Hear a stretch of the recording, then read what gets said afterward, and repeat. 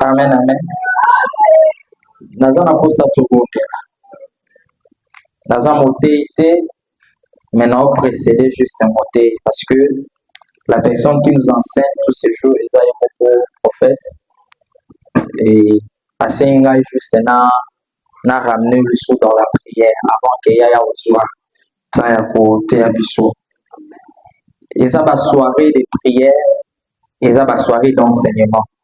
Toya kate poto yo kamala kisi, mais toya pitu bonde. Alléluia. Oui, l'obia le ben abisso, moi, il y a prémisse dans le monde spirituel où bateau va se servir à la spiritualité. Ça moi où il va sacrifice béné. Et ça moi où il va s'émaca. Et ça moi où il va salaka alliance. Et ça moi où tout celui qui vit dans le domaine spirituel, tout celui qui opère dans la spiritualité fait quelque chose pour arracher l'année. Alléluia. Alléluia. Soy tolinito dominé l'année 2026 où seul chemin aux Zambé Azoko Bendabiso, c'est la prière. C'est la prière. Nous ne voulons pas vivre 2025 mais en 2026. Dans le vivre 2025 mais en 2026. Chacun de nous a un défi à relever. Le bon a des défis même relever à vous. Seul moyen pour permettre de relever des défis, c'est la prière. Seul moyen pour permettre de surmonter les défis qui sont ça. Voilà pourquoi avant Baya pour enseigner Bisso Nana pour ça tout pour lui. Est-ce que vous êtes lève-toi là où tu es. Je vais juste être là pendant 5-10 minutes avant que les prophètes aillent pour conduire Bisso dans l'enseignement. Lui viendra qui enseigner, il ne viendra pas pour conduire dans la vie. Dans le tout le monde de la parabole de yoga qui enseignement.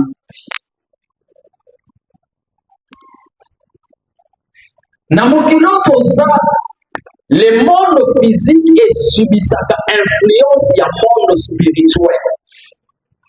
Si dans le monde spirituel tu es esclave, il n'y a pas dans le monde physique aux esclaves.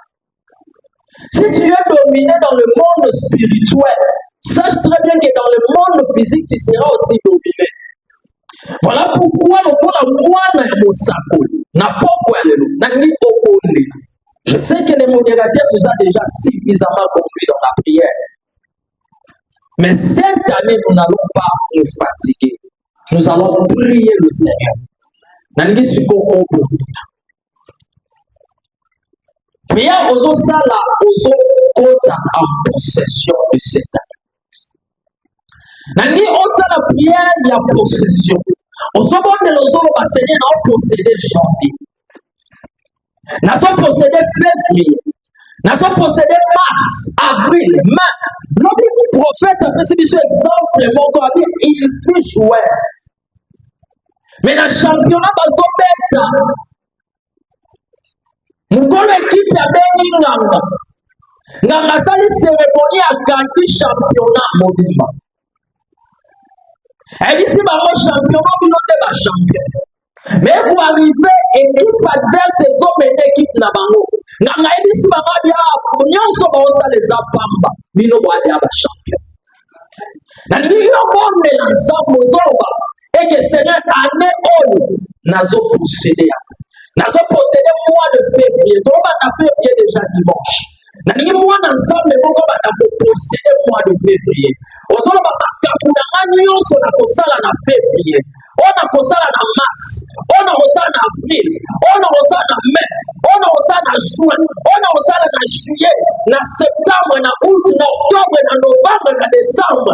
Et ici, aucun esprit, aucune force est tellement opposé à ma capola. On va dire que on est le petit maman pour la combo là, Yesu, alléluia.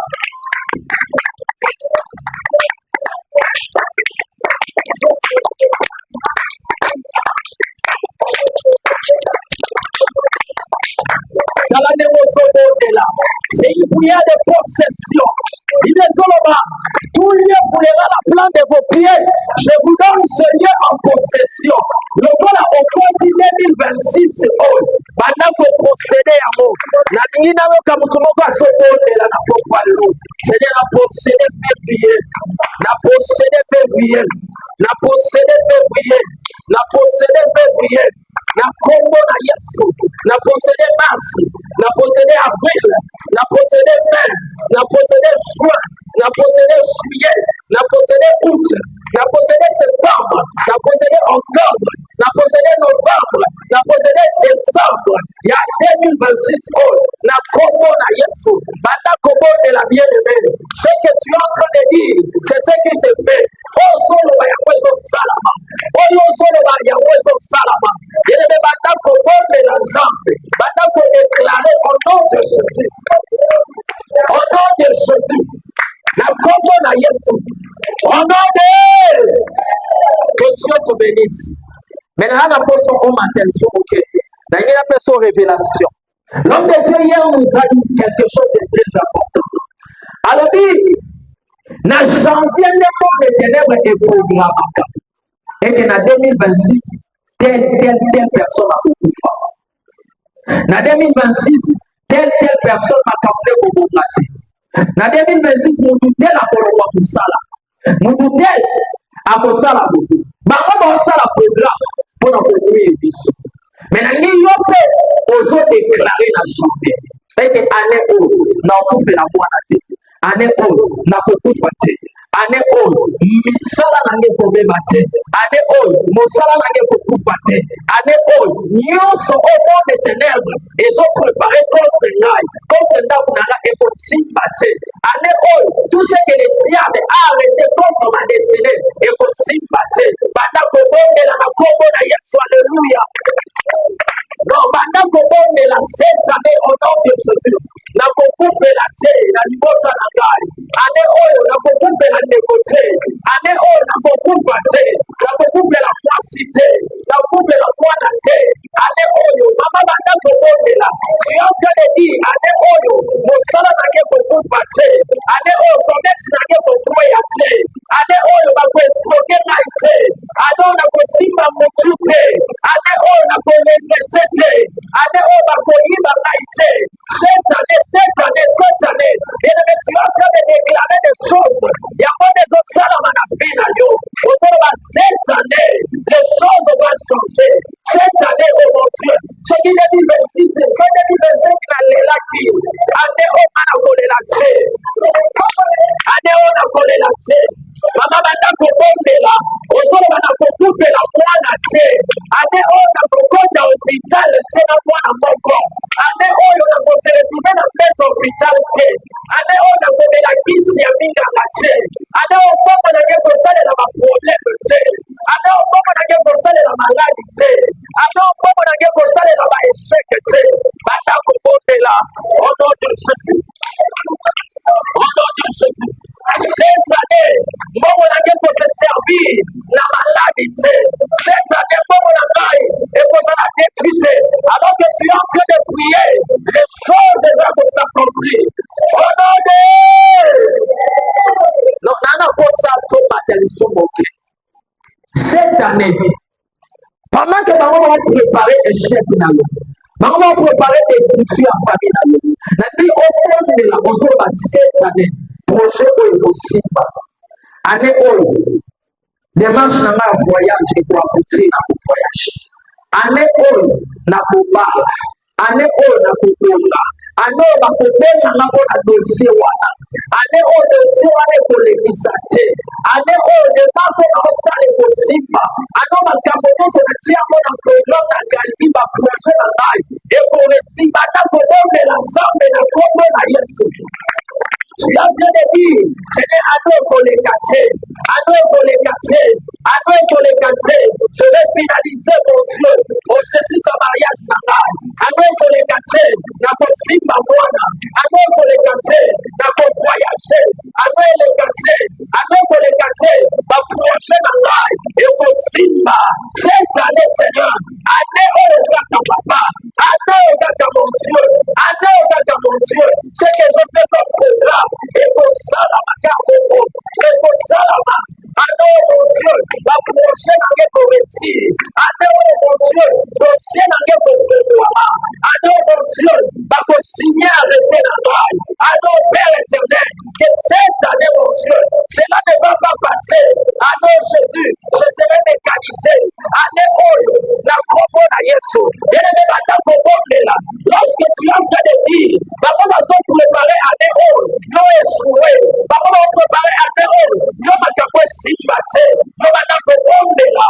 Pendant que cette année ne va pas passer. L'ikamoine pour Salama année Oyo. L'ikamoine pour Salama année Oyo. Pas confiance à année Oyo. Pas confiance à année Oyo. Année Oyo pour les quartiers. Année pour les quartiers. Année pour les quartiers. Makamoune pour Simba. Makamoune pour Simba. Cette année, papa, quand il y a un projet, projet pour Simba. La combo na Yesu. Projet pour Simba. Makamoune pour Simba. Année Oyo, mon Dieu. Bakone la naille. Oh non,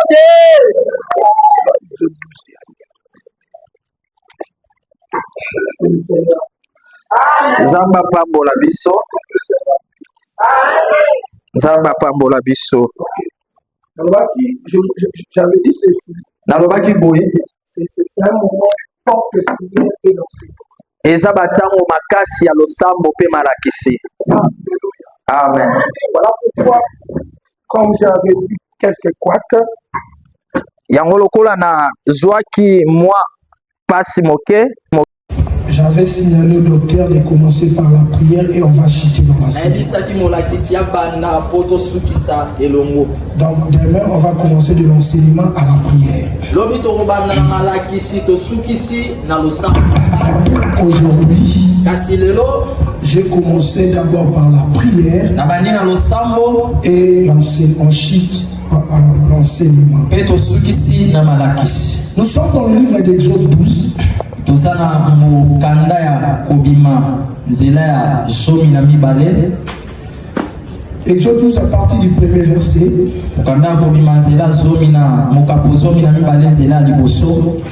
Écoutez bien ce que je suis en train de lire. Yokamana ona zotanga. L'Éternel dit à Moïse et Aaron dans le pays d'Égypte. Zamba lobina Mose pe alona na mokili ya Égypte. Ce mois-ci sera pour vous le premier de mois. Sanza oyo kozala pona bino sanza ya liboso. Il sera pour vous le premier des mois de l'année. Et kozala pona bino sanza ya liboso ya mobu. Parlez à toute l'assemblée d'Israël et dites. Le 10e jour de ce mois, on prendra un agneau pour chaque famille et un agneau pour chaque maison. Si la maison est trop nombreuse, pour un agneau, on le prendra avec son plus proche voisin.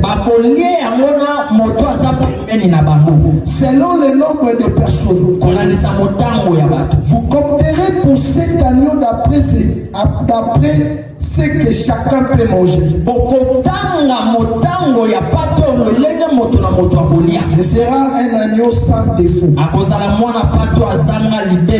Mâle, âgé d'un an. Vous pourrez prendre un agneau ou un chevreau. Acclamons le Seigneur. Si c'est ta propre Bible, vous pouvez souligner Exode 12b.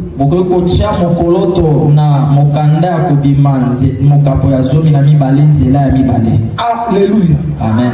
La Bible dit, ce mois-ci sera pour vous le premier de mois. Il sera pour vous le premier des mois de l'année. Alléluia. Alléluia. Amen. Hier, j'avais essayé d'introduire sur le mystère des prémices. Lobi na mekaki kokota kolakisa na mabomba mi ya makambo ya liboso. Je vous avais dit que le prémisse, Na ebisaki bino oyo ya yambo. c'est le premier produit de la terre. Ezali mbuma ya liboso ya mabele. Je vous avais dit que le prémisse, Na lobai na biso oyo ya yambo. c'est le premier né dans ta maison. Ezali mwana ya liboso ya ndako na yo. C'est le premier né de ton élevage. Eza ya liboso ya banyama na yo. Donc, prémisse, Ya liboso c'est le premier produit de la terre. ezali mbuma ya liboso ya mabele. Pourquoi on parle de la terre? Pona nini tozolobela mabele? Parce qu'en Israël, Pona Israele ils avaient que des activités. bazalaki na misala kaka mibale. C'était l'élevage Ezalaki kobokola banyama et l'agriculture. mpe kosala bilanga. Alléluia. Amen. Maintenant, quand tu es un agriculteur, Lokola yo za mosali bilanga après avoir semé, na nsima ya kolona, quand tu commences tes récoltes, ntango bandi kobuka le premier produit que tu dois récolter, mbuma ya liboso oyo kobuka cela ne t'appartient pas. yango eza ya yo te, Cela appartient à Dieu. yango eza ya Nzambe. Est-ce que je me fais comprendre? Amen. Voilà, c'est ce qu'on appelle prémisse. Yango nde babengi ya liboso. Alléluia. Amen. Si tu as des animaux, Soki oza na banyama ou tu es dans l'élevage, to ozobokola banyama, quand tes brebis ntango bapate na yo ont mis au monde baboti ces premiers enfants-là, bana ya liboso, c'est ce qu'on appelle prémisse. yango nde babengaka ya yambo. À nos jours aujourd'hui, Na mikolo na biso ya lelo si on pourrait expliquer le prémisse, soki tokoki konimbola ya yambo, tu commences ton travail. obandi mosala Le premier salaire qu'on te donne dans le travail, lifuti na yo ya liboso ce n'est pas pour toi, eza ya yo te, c'est pour Dieu. eza ya Nzambe. C'est ce qu'on appelle prémisse. Yango nde babengi ya yambo. Alléluia. Amen. Alléluia. Amen. Tu commences ta petite famille. Obandi libota na yo ya moke, Lorsque tu commences ta petite famille, là, ntango obandi libota na yo ya moke, le premier né de tes enfants, mwana na yo ya liboso pour Dieu, mpo na Nzambe c'est un prémisse. azali ya yambo. Est-ce que je me fais comprendre? Amen. Maintenant, par rapport à notre enseignement, Sikoyo mpona malakisi na biso, le mystère des prémices, mabomba mi ya yambo, l'année a 12 mois. mbula eza na sanza zomi na mibale. Les prémices de l'année, Oyo ya yambo ya mbula c'est le mois de janvier. ezali sanza ya liboso. Le mois de janvier, Sanza ya liboso c'est le prémisse de l'année. ezali ya yambo ya mbula. C'est là où tout commence. Yango nde nyonso ebanda. C'est la jeunesse de l'année. Ezali ebandeli ya mobu. Le mois de janvier. Eza sanza ya yambo. Maintenant, hier, j'avais essayé de vous expliquer. Lobi eleki na meka kolimbola biso. Nous sommes obligés de beaucoup prier au mois de janvier. Bengami kobondela mingi na sanza ya liboso. Vous allez constater que le chrétien, Okomona bakristo on prie beaucoup. basambelaka mingi Mais le résultat, kasi mbano nous n'avons pas de résultat. Ce n'est pas parce que Dieu n'est pas puissant. toswaka mbano te mpo nzambe azangi nguya te, non. Mais on ne voit pas de résultats parce qu'on ne prie pas dans des principes. Kasi toswaka mbano te mpo tobondelaka na molongo te. Il faut prier dans des principes. esengeli kobondela na molongo. Le Dieu de la Bible, c'est un Dieu de principes. nzambe ya biblia aza nzambe ya bamiango. Il est apparu à Moïse. amonani na Mose, Il a dit à Moïse, abi na Mose, tu construiras le tabernacle selon le modèle d'en haut. okotonga mongongo kolandisama lolenge ya likolo. Donc, à d'autres termes, na ndenge tu mosusu dois respecter les maîtres. esengeli otosa molai. Tu dois respecter tout ce que tu as vu. okosengeli kotosa nyonso oyo omona. Ne reproche rien, kolongola eloko te n'ajoute aussi rien. mpe kobakisa eloko te. Et dans le principe spirituel, na miango ya molimo la Bible est en train de nous expliquer quelque chose. biblia ezolimbola biso eloko moko. La Bible dit que les enfants de ténèbres sont plus sages que nous. biblia elobi bana ya molili baleki biso mayele. Tu sais pourquoi? ebi mpona nini? Parce que le mois de janvier que vous voyez, sanza ya liboso ozomona c'est le prémisse de l'année. ezali ya yambo ya mobu. Pour la plupart des chrétiens, mpona bato ebele ya bakristo le mois de janvier, c'est un mois de repos. Tu sais pourquoi? Parce que dans la plupart de nos églises, on organise nos activités que du 1er décembre au 31 décembre.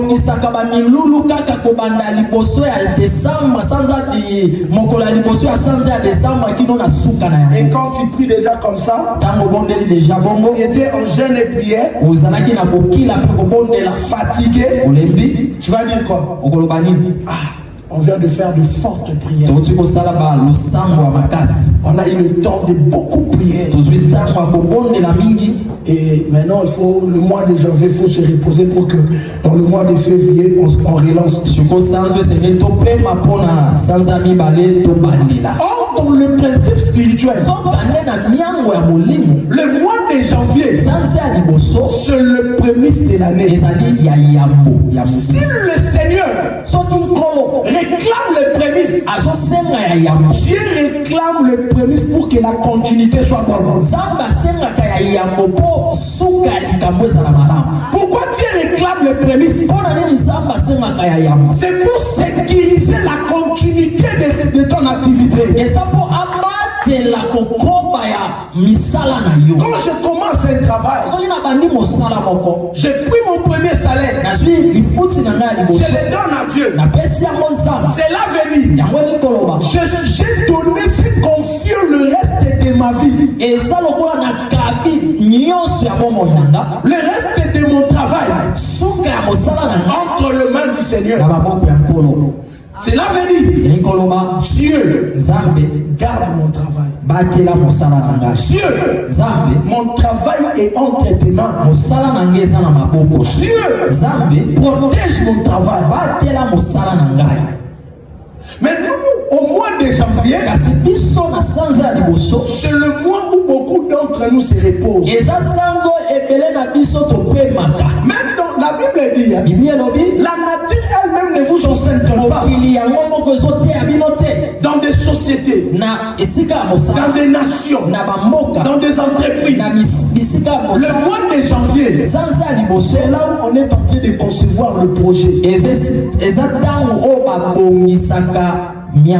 Qu'est-ce qu'on va faire cette année? On va toucher ici, on va faire ceci, on va faire cela. De la même manière aussi dans le monde spirituel. Le mois de janvier, beaucoup s'organisent déjà au mois de janvier. Les gens qui gèrent la famille, les gens qui gèrent nos familles, les hommes négatifs de nos familles, les sorciers de nos familles, les occultistes, tous ces gens-là qui servent le diable, ils travaillent durement au mois de janvier. C'est là que c'est-à-dire, maintenant, là où il y a le problème, c'est comme j'avais dit hier, nous sommes dans des émotions. Ok? Amen. Nous, on combat des réactions. Mais nous sommes dans des faits, dans des réactions, mais le vrai problème, la source du problème, on ne touche pas.